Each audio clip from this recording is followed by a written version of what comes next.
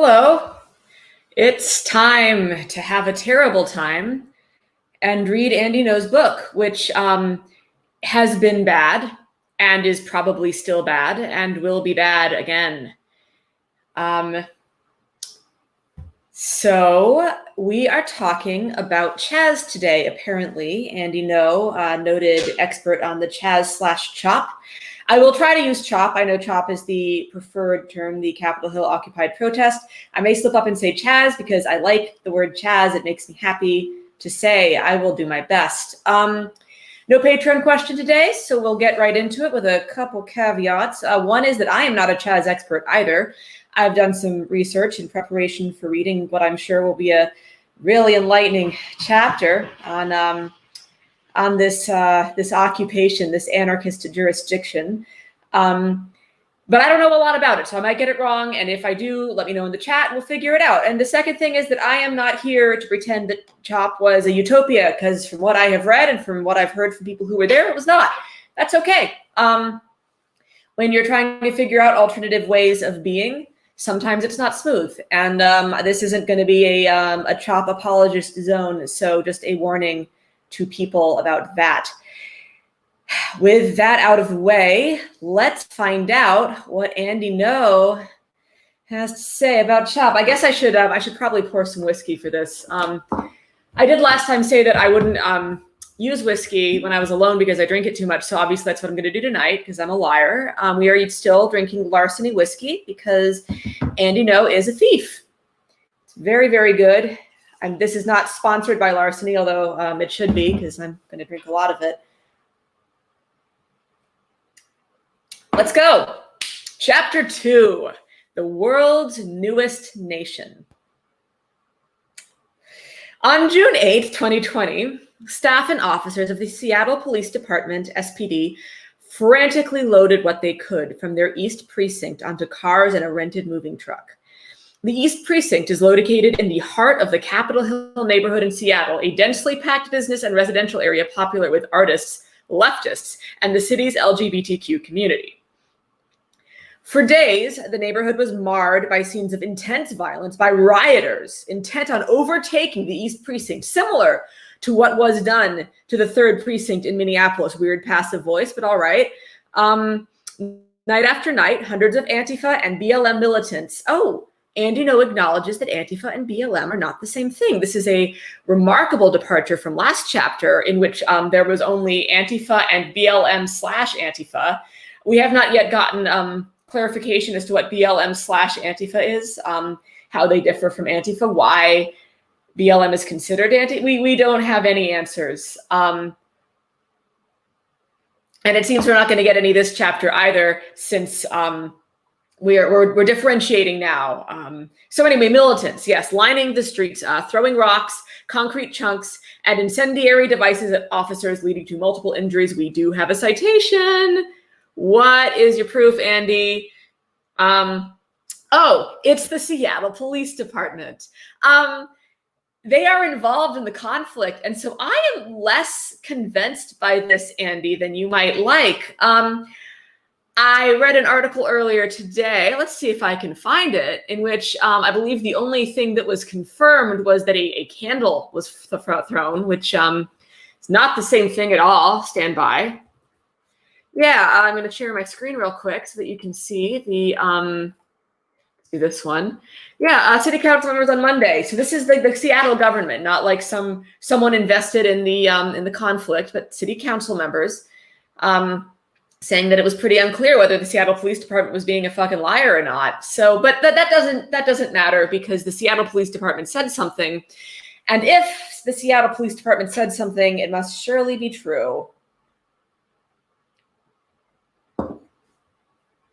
I love you too, Comrade Ibot. Welcome, welcome. All right, let's see. So back to the lies. By now, police were banned from using tear gas to disperse rioters. A few days prior, Police Chief Carmen Best relented to political pressure from the mayor's office to ban the SPD from using the crowd control tool despite its effectiveness. So, Andy, we live in America. I don't know if you knew that, land of the free, home of the brave, where the police aren't a law to themselves, and they have to do what the government says, because theoretically, at least, they work for us, Andy. They're not the law. It's not the wild fucking West, my dude. Like, we're not cowboying it up out here. The police are supposed to listen to the mayor. This isn't some kind of like leftist scandal. This is America working as intended, kind of, fucking barely. Let's continue. Mayor Jenny Durkin, a Democrat and former U.S. attorney in Washington state, appointed by Barack Obama, oh God, well, what a villain, has given numerous concessions to the far left in the wake of George Floyd's death. No further elaboration on what those might be, but all right, Andy, good job. A week and a half prior, on May 30th, 2020, multiple SPD cruisers were smashed and set on fire by rioters dressed in black bloc. Andy, we got to talk about this passive voice. You've been bad about it before, but already in this chapter, it's out of fucking control. Let me rephrase that sentence for you so that it doesn't suck. Here we go. A week and a half prior, on May 30th, 2020, rioters dressed in black bloc smashed and set on fire multiple SPD cruisers. Now, that's not true, and there's no citation for it, obviously. I mean, I don't know. Maybe it is true. We'll never know because you didn't cite anything. I didn't find that in my research before I did this episode. Maybe I did it wrong. I don't know. But I did do research. I know that's an unfamiliar concept to you, Andy. If anyone has proof that the SPD cruisers were smashed and set on fire, please DM me on Twitter, I guess. But we'll never know because there's no citation as usual.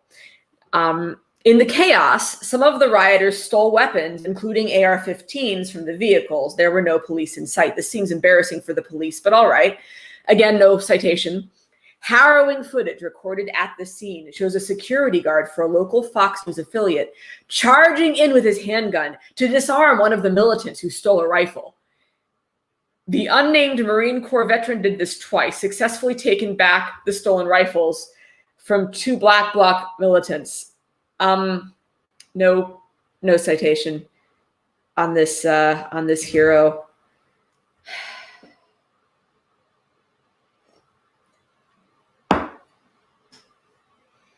Despite the ultra violence of the Seattle riot, again, very funny, in the wake of January 6th, this book was published shortly after January 6th, but was definitely in production by that time, and no alterations have been made, which makes it fun. Despite the ultra violence of possibly some smashed cars, no citation, police were prohibited from using the best tool they had for crowd control, CS gas. Also known as tear gas, CS gas is used by law enforcement agencies around the world, and not by the military of anyone around the world because it's been banned by the Geneva Convention for use in warfare. So it's only allowed when you're going to war against your own citizens, not the citizens of some other country, which, you know, I'm not saying we should be using tear gas in warfare. I'm saying the opposite thing. All right. Yeah. Wed Teeler is gracing our presence again. This is not Mayor Ted Wheeler of Portland. This is someone totally different and offering his perspective, which I appreciate. Sounds like it's a big old nope on the smashed cars, though possibly someone else is saying yes, so we'll see. Either way, CS gas, something that makes people have respiratory distress in the middle of a pandemic. CS gas, which is a known abortifacient, which means that it causes miscarriages and general reproductive trouble for anyone with a uterus. Anyone but me, somehow I've escaped it. But everyone else I know with a uterus has had some real interesting problems because of tear gas. So the idea that it's harmless is bullshit and easily disproven with Google and 5 minutes of your time. Thomas Gardner suggests a drinking game for reading this book. The book is every time I'm sad, I drink, so I'm drinking the whole ass time. That's the game. Anyone has a better one, throw it out. We were drinking when he said Antifa, but that would make me dead. So, all right. As soon as one is exposed to the gas, which is dispersed from canisters, the eyes, nose, throat, and skin experience intense irritation. Through the course of my protest and riot reporting, oh, do go on, Andy, I have been exposed to it at various times and intensities. I describe the feeling as walking into a plume of pepper. Each breath brings more pain. Fortunately, the extreme discomfort and irritation are temporary. The effects usually clear within about 20 minutes of leaving the area. I would like to remind you that this is the gentleman who's been crying about having a milkshake thrown on him for years now. I just, maybe the police should use milkshakes instead because they're worse than tear gas. And Andy clearly thinks that things are out of control. So I would suggest, Andy, that you advocate for that because I don't like tear gas. I've been tear gassed a lot more than you because your protest coverage mostly involves stealing my videos and people like me. So I'm just not entirely convinced that that you know what the fuck you're talking about. By the way, there's some questions. It is a whiskey night. Tonight is whiskey night. It's I don't know. There's no rhyme or reason to it. We're going to continue. Let's see here. Thank you for the clarification. No Redux. Soy is very dangerous. It might make you, I don't know, healthier and or give you the big gay, which is good actually. Everyone should strive for this. Let's see here. So it is law enforcement because it works extremely well at clearing crowds and has a low chance of actual bodily injury compared to other tools. Well, that's doing some work, isn't it? Like batons. Okay. I mean, given the choice between a tear gas and the baton to the face, I guess I'd pick tear gas, but given a real choice, I would pick neither. Let's continue. But the SPD were now banned from using it. Although a federal judge later suspended the ordinance, the directive from the city effectively prohibited its use. Again, system working as fucking intended. The consequences for police were severe. They suffered broken bones, eye injuries, and burns from rocks and IEDs thrown by the mob of rioters. Now, there's no citations for any of that, obviously. Nothing that I just read has a single goddamn citation. So we're going to have to assume that by IED, he means that candle I referenced earlier, the only confirmed lit object thrown during this time. So I am very sorry to the policeman who got burned with candle wax as a result of the IED thrown at him. I'm sorry for laughing at your pain. It's just that I feel like you're going to be okay. And I feel like it's probably better than tear gas. Suggestions in the chat that the IED references firecrackers. Yeah, I mean, I guess it's not really an eye. I mean, I'm sure you're right. But like, if that is what you meant, Andy, which again, we'll never know since you don't cite your fucking work. An IED is an improvised explosive device. So if it's something you bought at the store, that's not improvised. See, it's just explosive. So, but I know you don't want to say ED, and I don't blame you. So I guess, go off, King. Okay, we do have somebody stating, confirming possibly that the rifles were in fact stolen from the Seattle Police Department cars. I'm going to go out on a limb here and say that if you are a police person and you allow somebody to steal AR-15s from your police car, then you are bad at your job, and I feel neither protected nor served, and feel like perhaps we should abolish you and replace you with an institution that actually serves the people. Well, that's just me. Let's carry on.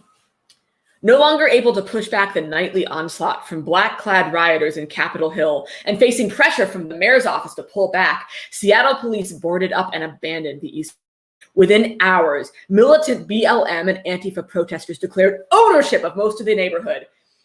Love it when anarchists declare ownership. Although, I mean, admittedly, it wasn't just anarchists. It was lots of different people. But I press X to doubt on the claiming ownership. Again, no citation. When there's a citation, I'll let you know. But there's no citation on this entire page, and I don't anticipate having a citation anytime soon. Yes, okay. They named their new 6-block territory the Capitol Hill Autonomous Zone, or CHAZ. It was later renamed by some as Capitol Hill Occupied Protest, or CHOP. No laws or rules applied here except for one. No cops allowed. It was the purge, and everyone died. This is false, obviously. There were a lot of debates about what the rules were. There was a lack of rules that led to problems that I'm sure Andy will get to. But there were attempts at figuring out ways to be And I know this because I've talked to people who were there and because there are articles that talk about it. Again, it was not clear cut, but the idea that it was some kind of nightmare battle royale situation is not the case. Andy wouldn't know because I don't believe he went, because why would Andy go anywhere? He's got a very comfortable room that he sits in where he can steal videos. So maybe that's why he's confused. Oh God, unsighted claim, take a shot. Jesus, Thomas, you're trying to fucking kill me, aren't you? Against all logic and reason, CHAZ was allowed by the city to run its course for more than 3 weeks. It was a experiment in anarchy, chaos, and brute force criminality. Various Occupy-type protests have occurred across the United States since the original occupation in Manhattan in 2011, but CHAZ is noteworthy for taking control of such a large and densely populated territory. Towards the end of its 24 days run, there were numerous assaults, robberies, and attempted rape, 6 shootings, and 2 homicides. No citations. There were a lot of crimes in CHAZ. There were, as far as I can tell, as far as the reporting I've read, as far as the people I've talked to. And I'm going to keep saying this probably throughout this entire thing because he's going to keep making these claims. When you try to live in a new way, when you try to reorganize in a way that people aren't used to, there's going to be issues. And you're going to get a variety of people coming out to something like a CHOP, like some kind of occupied protest zone. You're going to get people who are passionate about Black Lives Matter. You're going to get anarchists who are interested in creating intentional communities. You are going to get people who want to party all the time. You're going to get adventurers. You're going to get people who think like Andy that there's no cops and therefore you can come and cause mayhem. You're going to get all kinds of people. And my guess is Andy's about to say that this is what Antifa wanted. And I don't think so. We got anarchy is feeding people, and in my experience, that's pretty accurate. I've been fed very well by anarchists, and there were certainly anarchists feeding people at CHOP. We'll see if Andy discusses that. Guessing not.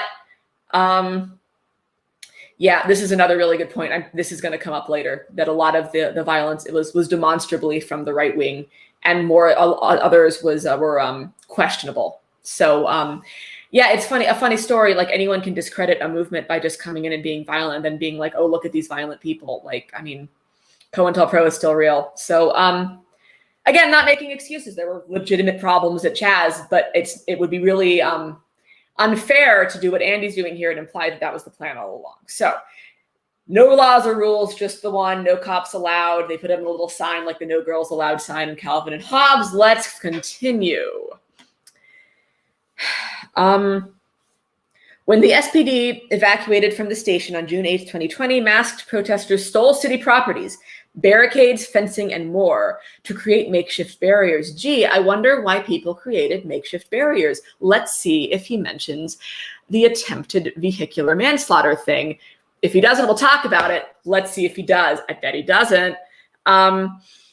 These barriers became the official walls around CHAZ, a movement that has border abolishment at the core of its ideology, immediately set up its own border to keep out outsiders. Andy, they did it to keep out cars. It wasn't a big, beautiful wall, Andy. It wasn't like a 40-foot tall behemoth to like keep the capitalists out. It was barricades, my dude. You can climb over them. I know you wouldn't know because you don't go outside, but like, Andy. Yeah, it's an interesting, stole them. Rearrange, shall we say? I don't know. Anyway, to fortify their barricades, armed volunteer allies moved in. They operated as a private militia, complete with their own uniforms, a thing the right wing has never done. I don't know if you are aware, but Andy Ngo there is a recording of the Proud Boys talking about how Andy Ngo gets escort in and out. You probably don't know that I'm the person who took that video. I submitted it anonymously, but that's neither here nor there. So I was there when the Proud Boys talked about it, and Andy is very aware that our militias exist, but he's fine with it on the right, just not on the left. Incidentally, Second Amendment does apply to everybody, and when you are under attack, it is logical to use the Second Amendment rights. In my opinion, your mileage may vary on that. So it looks like he's not going to talk about the vehicular manslaughter thing. On the night that the CHOP was established, I believe there was an attempted murder by a gentleman who accelerated towards CHOP at 40 to 50 miles an hour. A person who is mind-blowingly brave jumped through the window of the car to stop the driver from plowing into a crowd of protesters. He was shot in the arm for his trouble. He did live. But that is the reason that there were barricades, because people didn't want to die at the hands of people who wanted to kill them, people not associated with the movement, people who got out of their car after shooting a man in the arm and trying to murder protesters with his car, yelled "My brother is a cop" and ran to the cops. Not an abolitionist, this one. Yeah, I will be honest, anarchists are the best at building barriers I've ever seen. Also a good point, we will abolish all walls. Walls will fall. There will be no more walls in Antifa hell. There just won't be any. We're gonna, thank you. Thank you for doing the math. I refuse to, because I'm an ugly American. We got a comment for someone who was there. Yep, not exactly a border control point unless you're a car. And a lot of people who visited and they all walked in and out. It's fine. Andy is just doing a ridiculous argument here on just literally every possible imaginable level. Wed Taylor, we also want to abolish windows.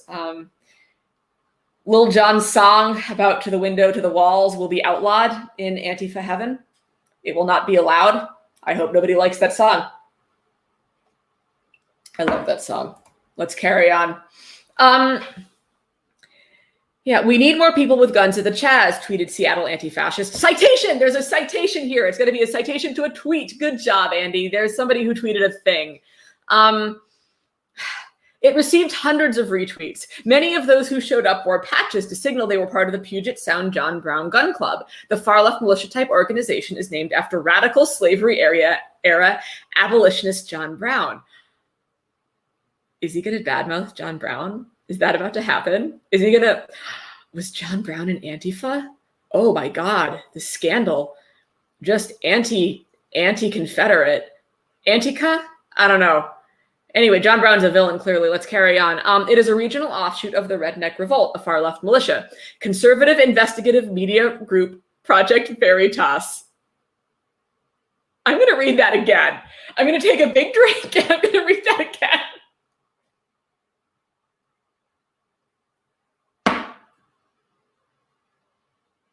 Conservative investigative media group, Project Veritas.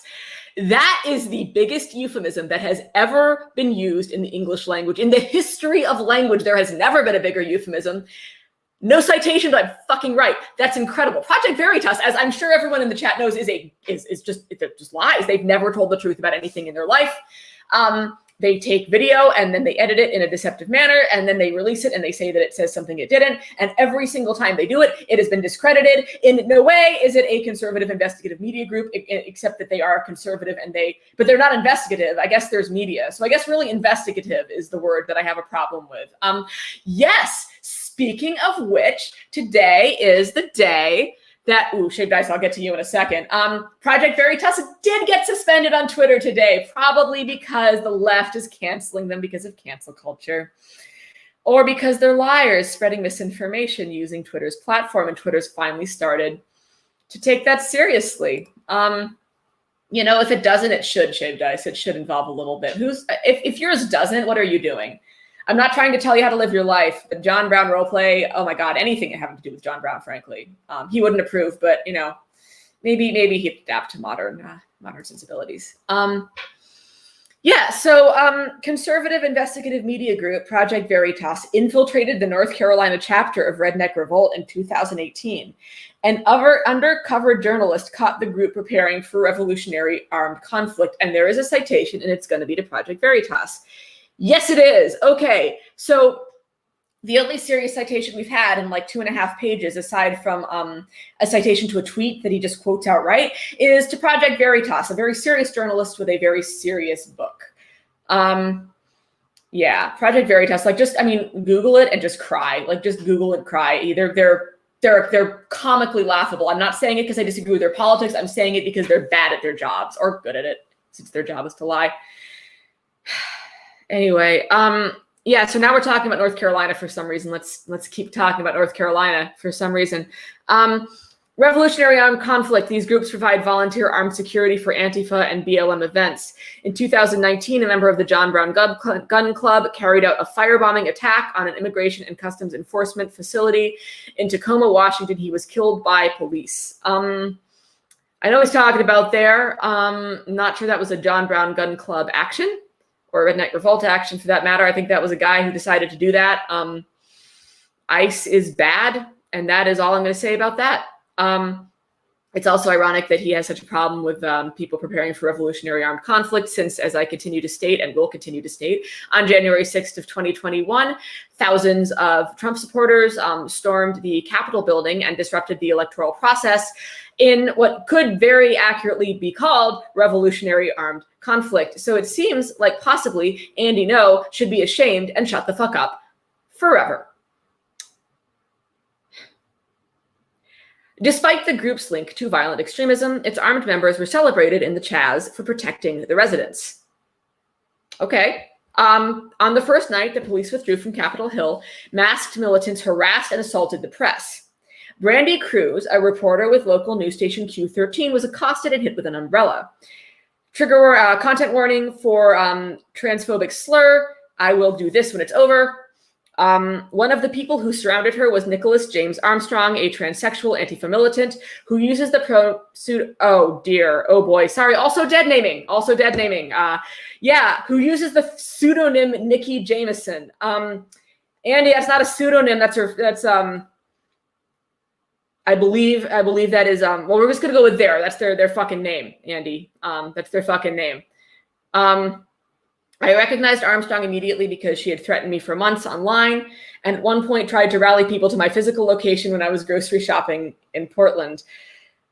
Using numerous monikers like WA Black Flag, Armstrong tweets extremist content in support of Antifa. In January 2020, she wrote, "We can't wait till someone gets sick of this guy's Andy knows shit and rearranges his face proper. It's inevitable, really, but the anticipation is killing us." There is a citation. It will be a citation to her tweet.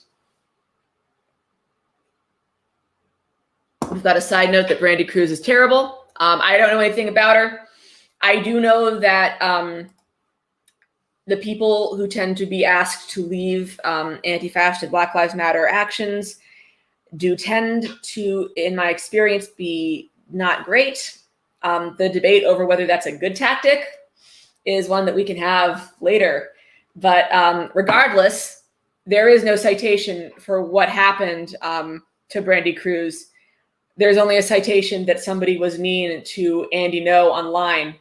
It's almost like, and I hesitate to speculate, but it is almost like Andy Ngo is pathologically obsessed with anybody who has done him wrong and feels like in order to recover from these narcissistic injuries, he must point out at every possible opportunity that they were bad and highlight them, so that he can have weird, petty vengeance. It seems that way to me sometimes.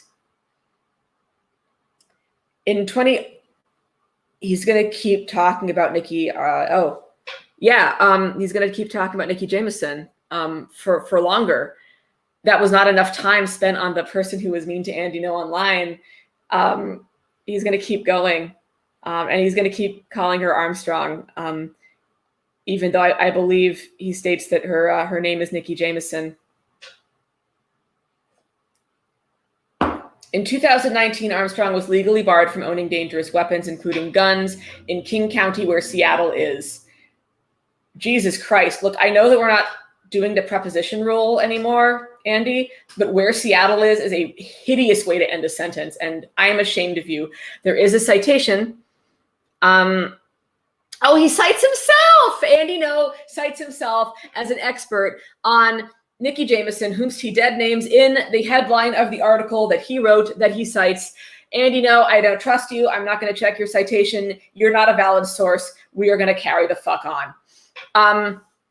Despite that, she was one of the armed security at CHAZ. I saw her patrolling the zone with a revolver on her hip. He is another citation, also Andy Ngo. He is citing himself. I assume this means that he went to CHAZ or is pretending he did. I don't know. I didn't look it up. But he is clearly obsessed with a person who, and I can't overstate this, was mean to him on the internet once. Now, it is not nice or kind to suggest that somebody should beat someone else up. It doesn't feel good. I've certainly had that happen to me multiple times, and it feels shitty. I could not tell you a single name of a person who's done that to me. And it's happened, like I said, multiple times. I could not tell you the names of the people who have come onto Twitter and talked about like how I should be beaten up or, et cetera. And it's unhealthy, Andy. It's unhealthy to focus like this, and you should stop. Okay, yeah, we've got an, oh, he definitely pretended to go to CHAZ. I do apologize for the unprofessionalism. I'm going to go turn the heat down because it was real cold and now it's real hot.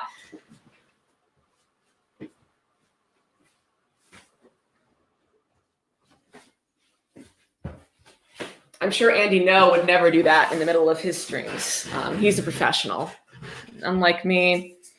Okay. Early pieces on CHAZ. Someone managed to sneak in. Don't bother for reading it unless it's for fun. Maybe I'll do an extra. Maybe I'll do like a Patreon video of like just that. I can't wait.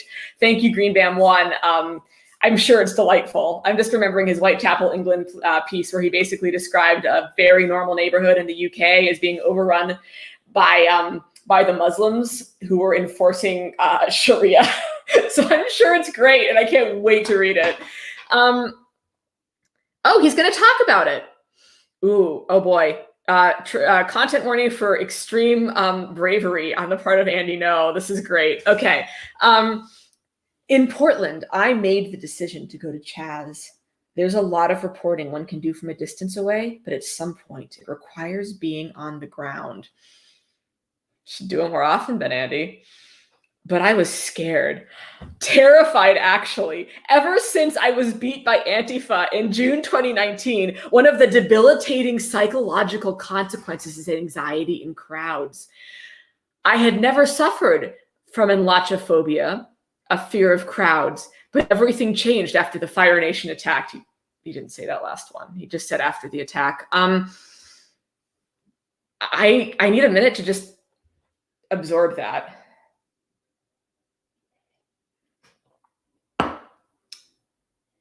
First of all, I think we can all agree that Andy Ngo is the bravest man who's ever lived for overcoming his milkshake phobia and venturing out of doors to cover news as a journalist. So cheers to you, Andy, for overcoming your horrible fear, which, by the way, totally unnecessary to like look up and then use like the technical Greek term for fear of crowds. It doesn't make you look as smart as you think it does, dude. We've all got a fucking thesaurus on our phones. We carry a thesaurus in our pockets, Andy. No one's ever going to use that word and no one's impressed. I'd also just like to mention that once again, this is the same man who said that tear gas isn't a big deal. But getting hit in the face with a milkshake and punched, also to be fair, also punched, has given him enlachophobia. Oh, sorry, enlachophobia? I can't read. I don't know why he's expecting me to read. It's fucking criminal of him, really. The point is that Andy Ngo is the bravest man that ever lived. Let's carry on. For my own safety, I stopped documenting Antifa riots and gatherings. I hated giving Antifa what they wanted, fear. But they've made it very clear they want to beat me again, and this time, finish the job. But a friend of mine urged me to go. CHAZ was spread out over 6 blocks. This was a large chunk of territory in contrast to the small, densely packed Antifa riot zones in Portland.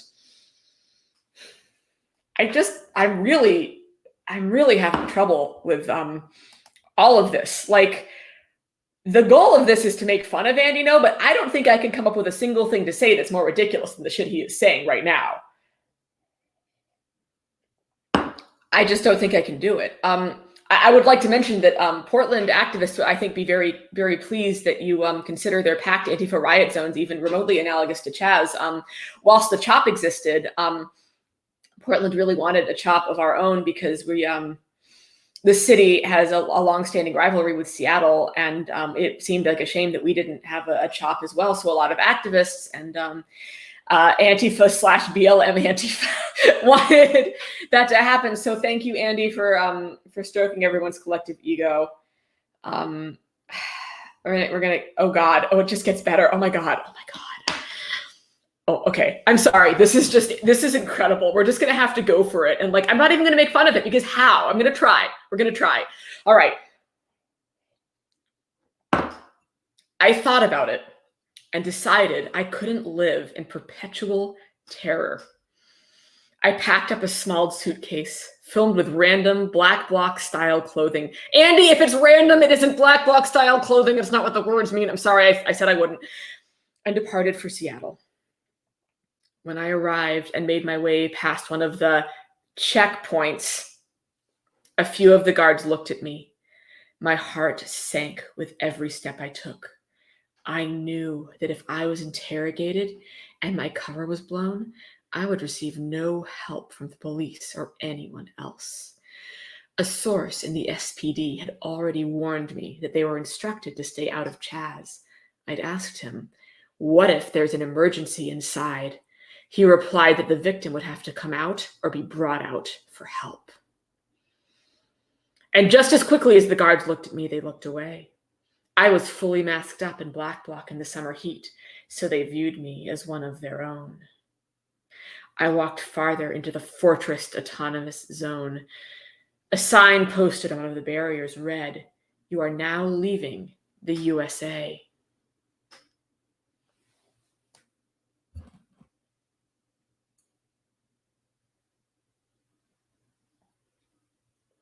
Okay, so you may or may not know this, audience. You probably do, but I have spent the last 3 years of my life going to far-right rallies. And initially, I just went looking like this because no one knew who the fuck I was. And then they figured out who the fuck I was, so I started needing to dress up. And the last time I went out like this, I was surrounded and screamed at by 20 minutes, for 20 minutes, by a mob of groypers whom, if you look them up, are not pleasant people. And I was threatened, and I was I wouldn't describe it as assault, but I was certainly touched. And it was scary, and I wrote about it. And since then, I have gone back in disguise, knowing full well that if I was caught, horrible things would happen to me. And I would never in a million years write like this. This is fucking embarrassing, Andy. You know what? If you take a job, accept the fucking risks. How about that? You know, if you fucking slander people and you dox them, and every time anyone is arrested, you post their mugshots and say that they're Antifa and stick your psychotic fucking crowd on them and endanger their lives, maybe you should accept that there's some fucking consequences for those actions, Andy. That's the job, my dude. I understand you were scared, and I understand why you were scared, because you're a real asshole, but you're not a martyr. So, you know, neither am I. Again, get over yourself, please. All right. Also, what is up with that SPD contact? Like, he's just like chatting with the police. I mean, we all knew, but thanks for admitting it. If you're going to say fucking embarrassing this much, will you at least get a garbage can to kick when you say it? I don't know if I don't think I have a garbage can, but like, I promise you that the minute Andy stops being this fucking embarrassing, I will stop calling him that. I cannot with this guy. I can't. Oh boy. All right, we're going to continue. In the week I spent undercover at CHAZ, I was able to observe the operations that sustained the chaos for weeks. Although I wasn't privy to the innermost details of comrades who had been vetted as leaders and organizers, I was trusted enough for them to occasionally let their guard down in conversations, which, by the way, is code for was around and overheard some shit. I'm like 99% sure. In many ways, being at CHAZ was like being among jihadists. I assume he's talking about Whitechapel, England, since I'm pretty sure that's his only experience with jihadists. To each other, they showed a lot of care and camaraderie in the form of mutual aid and compassion. By the way, there's a weird comma in there I just think you need to know. They showed a lot of care and camaraderie in the form of mutual aid, comma, and compassion, but opponents to their political agenda needed to be destroyed. I just need you to know that there's a weird comma in there and I don't like it.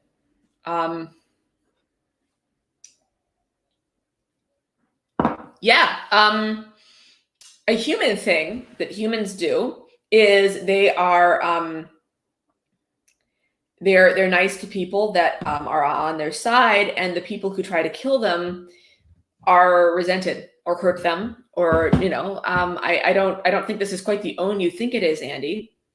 But yeah, okay. Thanks for but only jihadists do that apparently. The far right would never, for example, threaten to drag a girl into the bushes when they figured out she was infiltrating, a thing that happened to me.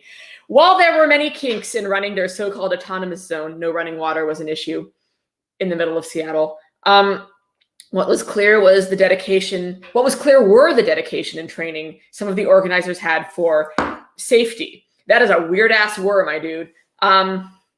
This was most visible in the security apparatus, which was responsible not just for providing armed guard at checkpoints, but also for de-escalating. And I do apologize for all the quotes, but it's not my fault. Andy wrote this book, not me. Fights and responding to emergencies, de-escalating fights and responding to emergencies.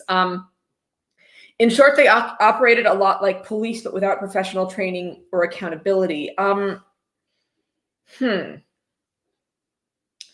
So earlier, Andy said that it was lawless and there were no rules. And now Andy is saying that there was a security apparatus that enforced rules a lot like the police, but worse. And one of those things is false by definition. So, oh yeah, CHAZ Bloom, he did absolutely actively. Every time I do a quote, that's him doing a weird ass quote. Like, it's not good English. And I would just like to stress again that English is absolutely his first language, and he's just bad at it, and his editor is bad at it, and everyone should be real fucking embarrassed for how bad he is at this. And we're gonna keep going.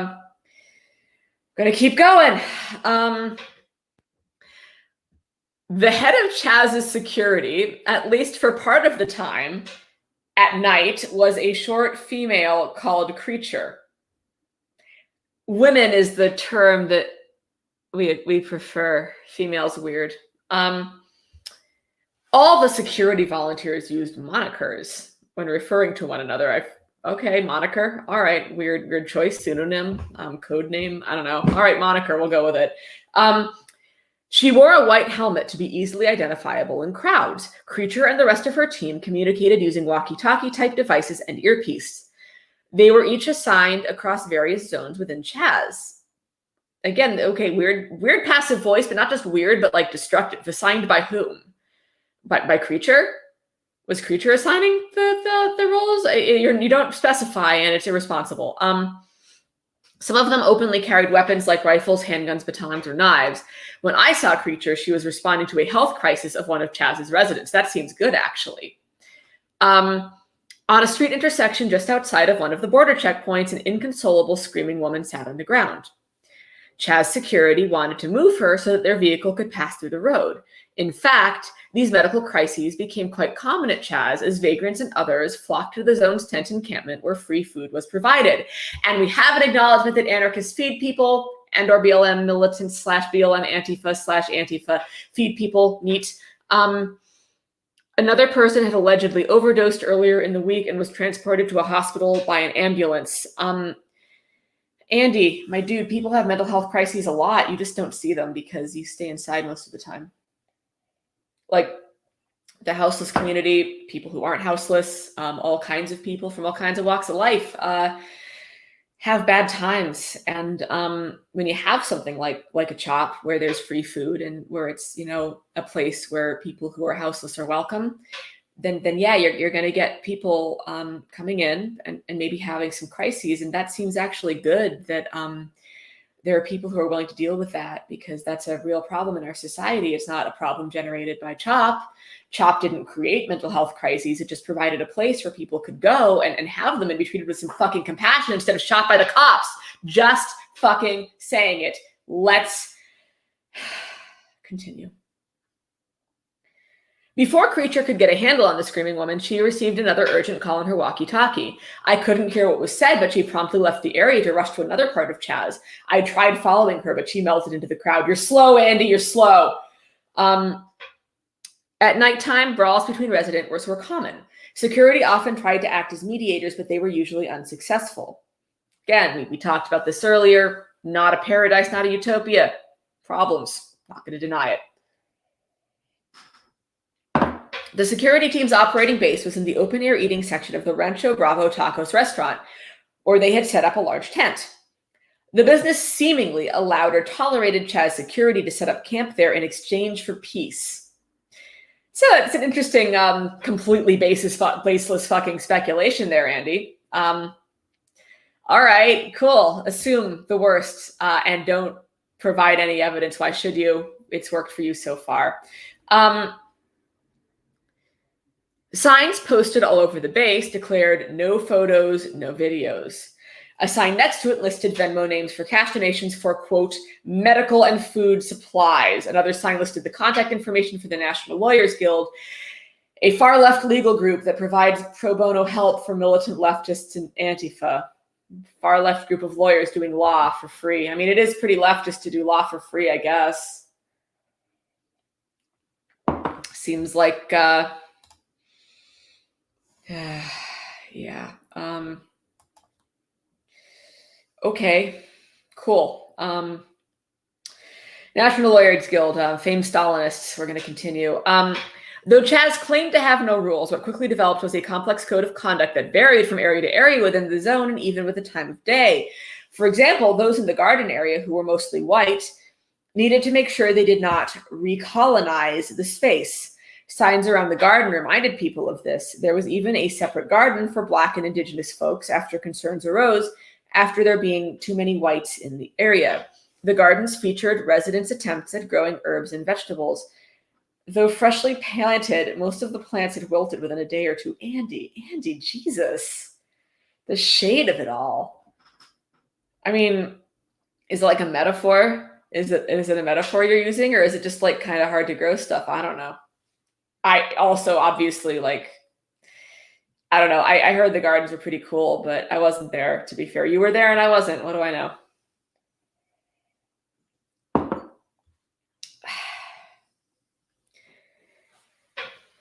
On the outside, reports from legacy media outlets focused heavily on the alleged block party atmosphere of the occupation, repeating a talking point from Mayor Durkin. Quote, the Capitol Hill Autonomous Zone #CHAZ is not a lawless wasteland of anarchist insurrection. It is a peaceful expression of our community's collective grief and their desire to build a better world, she tweeted on June 11th, 2020. There's a citation to the tweet. He loves to cite tweets. Like, he quotes the tweets and then cites the tweets, but provides no citations for his, egregious, crazy claims. Sorry, I'm working on the crazy thing. It's a thing I'm trying to expel from my language. His egregious, ridiculous, wild, smooth-brained claims. Durkin, along with Governor Jay Inslee, both Democrats, had gone to great lengths to emphasize the peaceful nature of the occupation in a CNN interview with Chris Cuomo. Durkin infamously said CHAZ could be a, quote, summer of love. Yeah, a lot of people commented on this. There was a lot of controversy about whether that was the right approach to take. Seems to have been true. Seems like some DJs came in and played some music. So let's see how Andy Ngo says that didn't happen despite multiple accounts of it happening. Of course, when media crews arrived at the gates of CHAZ during the day, this might have been believable. In the daylight hours, they would have seen people having barbecues in the streets. People would bring their children to make street art. Others walked their dogs. Ben & Jerry's even set up a truck that passed out free ice cream scoops. Left-wing news site Daily Beast published a report by Kelly Weil headlined, "Local businesses love the domestic terror zone in Seattle, actually." It claimed to authoritatively debunk President Trump's claim that the CHAZ was run by domestic terrorists. I do apologize for the air quotes. I know they're horrible. It's just that Andy Ngo keeps doing them, so I have to. By interviewing a few select business owners who were neutral or supportive of the occupation. Okay. Yeah, God forbid anyone be selective. Okay. I don't know. Did you interview any that weren't? Can't wait to hear about your interviews, Andy. You're such a Such an interviews. Oh my God. Amazing was Heathen. Amazing. Thank you. All right. For sure, there was some support by locals for the occupiers. Yeah, locals. CHAZ Little Big Burger, a fast food chain, changed its toilet door code to 1312, a dog whistle for Antifa's ACAB slogan. Each number corresponds to the letter in the alphabet. It's not a dog whistle. It's just what it is. Jesus Christ, Andy. What the fuck? Like, that's not what a dog whistle is. A dog whistle isn't like a code word. A dog whistle is like a thing that means another thing. 1312 means ACAB, which I love that you never explain. You just feel like you don't need to like write out what it means. He hasn't so far. He just assumes his readers know what ACAB is, which like, I wouldn't assume that if I was writing like a general interest book, but whatever, go off.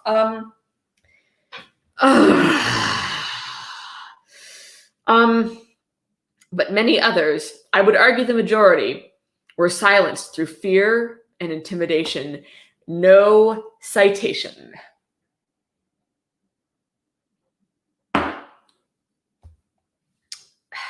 At night, a whole different side of CHAZ emerged when the media crews and outside visitors left. Because there was no agreed upon leadership in CHAZ, which was intentional, those who naturally rose to the top did so through force or intimidation. It's an interesting, I feel like anarchists would have a thing or two to say about that. It's a good point. You can't cite silence. And silence implies non-consent, as we all know. Oh boy, so we're about to get to Raz Simone, so brace yourself for some casual racism. For example, Seattle area rapper Raz Simone, real name is Solomon Simone, patrolled CHAZ on some night with an armed entourage that functioned as a sort of mini militia. Some in the media dubbed him the warlord of CHAZ, which was a pretty racist thing to dub him. Simone, originally from Georgia, has a criminal record stemming from charges relating to cruelty to a child and other offenses. Now, I will confess that I don't know a lot about Raz Simone, but there is a citation here from Arrest Facts. Okay. All right. Arrest Facts confirms noted Pulitzer Prize winning journalistic outlet Arrest Facts has confirmed this. And for all I know, it's true. But yeah. He became infamous for conducting his patrols while carrying a semi-automatic rifle and a sidearm. Second Amendment rights, Andy. One live stream video recorded Simone handing another male a semi-automatic rifle from the trunk of a car. There's a citation for that. It is Alex Kasprak does this video show Raz Simone handing out guns in Seattle's CHOP. Maybe it does. Sometimes people hand guns to other people. I don't know. Seems pretty... I don't know. I've like gone to the range and that's happened to me. Maybe, I don't know. Like I'm having trouble caring about this. And if anyone can explain why I can, then help me care. But I don't. So we're going to continue. Another video recording him assaulting a cameraman. No citation for that one. Simone relished in the media attention, something that Andy Ngo would know nothing about, but also rejected the violent depictions of him. I'm not a terrorist warlord. Quit spreading that false narrative, he tweeted on June 10th, 2020. The world has never been ready for a strong Black man. We have been peaceful and nothing else. If I die, don't let it be in vain. It's interesting that he thinks that that's incriminatory rather than like self-defense, a defense against like the allegations that were leveled against him for being a Black man with a gun. Okay. Not everyone in CHAZ recognized Simone's police-like presence, but no one was willing to stand up to him and his group. For one, the optics of confronting a Black male in a space for Black lives would have been problematic. Okay, it's an assertion with no citation or backup. While CHAZ was ostensibly created to be an explicitly anti-racist zone, it ended up segregating along racial lines. Most of CHAZ's Black residents and Black visitors did not follow Antifa's anarchist communist ideology. Good of you to admit, Andy, that there were multiple ideologies in the Black Lives Matter protests this summer.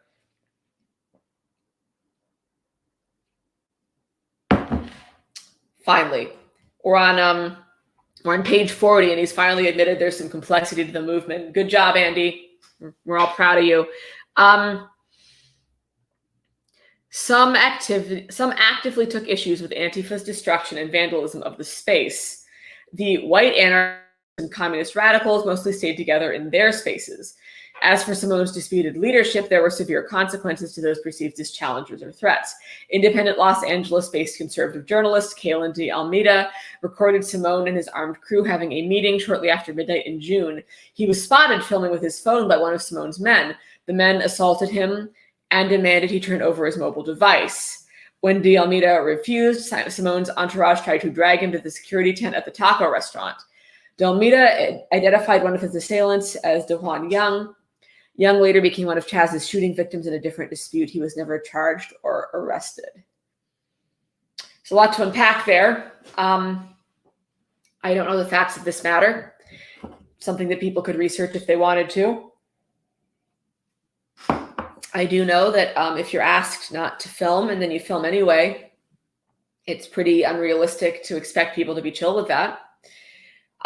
Dragging someone to a tent implies an intention of violence. I'm not sure that necessarily follows automatically. Yeah, Julissa Rose, very good point. The idea that the difference in ideology was divided among race lines is not accurate. And that's something that Andy Ngo is not alone in propagating. That's a narrative that the, God help me, I'm going to use the phrase mainstream media has propagated as well. The idea that there's the violent white anarchists and then the black protesters who are not violent white anarchists. And anarchy isn't a whites only kind of philosophy. There's plenty of anarchists of color. Some of the most important thinkers in anarchist movements have been anarchists of color. And it is, you are really very correct that it's like incredibly dismissive of agency, first off, to like imply that the black protesters in this movement were all against everything that is. It's just not accurate. Whatever you think of anarchy, it's not true. So that's a problem. Okay. We've got a quote from de Almeida. And by the way, there is a citation. I'm guessing it's to de Almeida's article. It is, oh no, it isn't. It's from an opinion article entitled, this is a very unbiased title, America Under Siege. They don't want law and order, they want anarchy. So I'm sure that's a really objective journalism kind of piece there. It's literally today I was compared to Andy Ngo in the context of not being an objective journalist. And like, what the fuck what are humans? Why are they like this? Nobody fucking knows. We're gonna move past it. Oh boy, okay, right. Quote, he repeated himself several times, you're gonna hand over your phone or I'm gonna knock you the fuck out and take it from you, de Almeida said. De Almeida escaped by hiding in a construction site outside CHAZ until police responded to his 911 call. I ran from the autonomous zone and multiple people attempted to drag me back to their interrogation tent for questioning. He literally said it was like the security tent where the security people, like based security interrogation tent is, certainly something. All right. I saw de Almeida soon after the assault. His jacket was filthy and he was to make it out of CHAZ with only minor scrapes and bruising. Other journalists were also attacked at CHAZ. Let's find out. Dan Springer, a reporter with Fox News, was trapped in his car and surrounded by rioters who jumped on the vehicle. On another occasion, he was followed and kicked out of CHAZ. As much as CHAZ was an experiment in anarchy and chaos, it was also a successful experiment in propaganda making. What journalists were allowed to record was heavily controlled by the residents there. Jesus, that's a terrible sentence. I'm going to read it again so we can all really enjoy the English on that. What journalists were allowed to record was heavily controlled by the residents there. For example, in one instance, a black man carried an American flag through the zone. He was immediately accosted and followed by a large mob, including masked black bloc Antifa, who shouted racist invectives at him. Race traitor, one man yelled repeatedly on a bullhorn. Fox News will use this, another person yelled after rioters tried to steal his flag. This became a relatively common refrain in CHAZ anytime fights broke out. CHAZ supporters were not interested in reality. They wanted the media to broadcast to the world a fabricated utopia.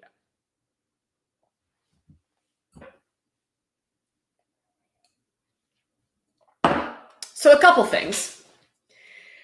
In the previous paragraph, which we were subjected to only a few short minutes ago, Andy Ngo explained that Dalmida was lucky to make it out of CHAZ with only minor scrapes and bruising, implying that the other journalists had it much worse. And yet his example does not in any way relate to that claim, even a little bit, even at all. So there's that. Caring about optics does not mean that people aren't interested in the thing, or at least I certainly hope not, because I'm a little bit infamous for caring about optics more than some people on Twitter would care for. And I'm pretty sure that that caring about how you're perceived is just like, if you're doing a thing to send a message, then of course you're concerned with what the message is. So this isn't really the own you think it is, Andy. Green Bam 1 is correct. Mean words are super hurtful, and I should not discount the emotional pain that these journalists felt by being called mean things. And I'm sorry for my for being insensitive. Okay. So this continues for a while. We're right at the hour mark, and I think we're going to call it a day for today, because this chapter goes forever, and this is actually a pretty good break. We're doing a big old subject change to how the residents felt about everything. And yeah, so we're going to call it a day. Andy Ngo's book is still bad. We've confirmed this now. But let's all just take a moment of silence to appreciate Andy Ngo's bravery in walking around a block party for a week. Yeah, it is rich that Andy is bitching about propaganda when that's all he does. Like, I'm not even against propaganda, but like, let's be honest with yourself, you know? All right. Well, this was horrible. I will be doing this every Tuesday and Thursday at 6:00 p.m. Pacific time. Keep an eye out. There will be more guests. Sometimes it's just going to be me. Sometimes there will be guests. You know, I don't know what this is. We're just going to do it every twice a week until we're out of material. And thanks for joining me. Tell your friends and family. I don't know. Thank you also to the amazing patrons who make this possible. Thank you to the Orange Chicken tier who make this, who just for no reason at all endorse my bad behavior. Kenneth Clayton Lewis, Skippy, Dana Sullivan, Tina Kopolowski, Stephen Swan, Sandra Elliott, Shaved Ice, Michael Mataluni, and Brent Schrock. Thank you also to the shower beer section. I will be having a shower beer later. Thank you very much. Ominous Lozenge, Christine M. Hedges, CHAZ. Thank you, CHAZ. The zone we were talking about, and also a human. Holly Jones, Brian Covey, Alexandria Schneider, Polly, Nathan Zilka, Josh Vader, Sam Mattison, Benjamin Tupper, Dome, and Caitlin Johnson. Thank you to the Herbal Tea sponsors, Elizabeth Brassa, Ray Ribbs, Luz Briante, Marvelicious, Dave, Zeke, Heather Carpenter, and Julian. By the way, if I'm mispronouncing your name, please tell me. It's not on purpose. I'm just bad at everything. Cannot appreciate y'all enough. Thank you. Thank you, Dana Sullivan, for the super chat and also for the compliment. I'm having a lot of fun with putting on makeup. It's been a really long quarantine, and every time I go out, it's to get tear gassed and or in disguise. So the opportunity to do makeup and hair and dress in clothes I like is really most of the reason I'm doing this. So thank you. All of you are wonderful. Please have a great night. You all deserve it after putting up with this. Join me next Tuesday for whatever horrible shit Andy says next. And Godspeed.